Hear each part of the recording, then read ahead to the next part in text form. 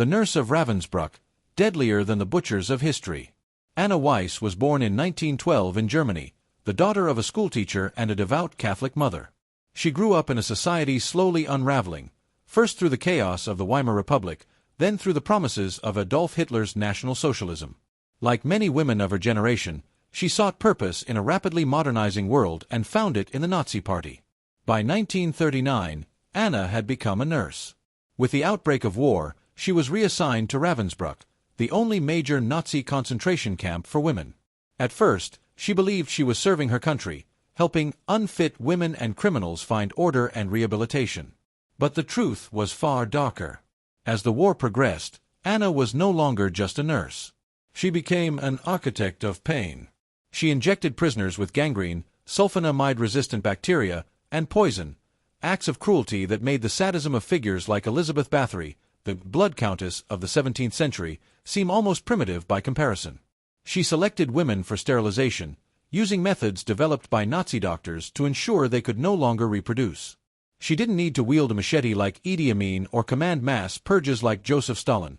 Her weapon was the sterile syringe, the clipboard, and the signature that condemned a woman to agony. Her victims weren't just killed, they were dismantled, piece by piece, in the name of science and racial purity.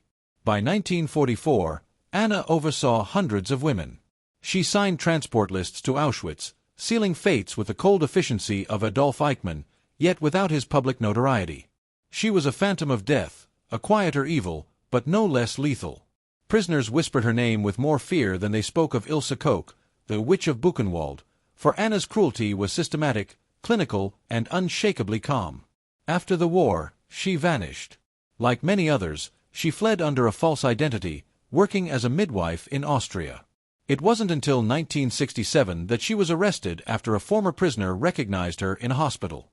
At her trial in Hamburg, survivors testified that Anna had smiled while choosing them for experiments.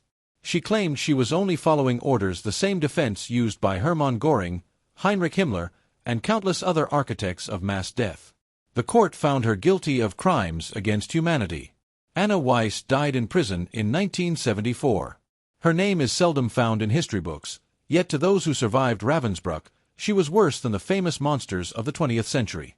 She remains a reminder that some of the deadliest killers never needed a battlefield, only a uniform, an ideology, and a willingness to surrender their soul.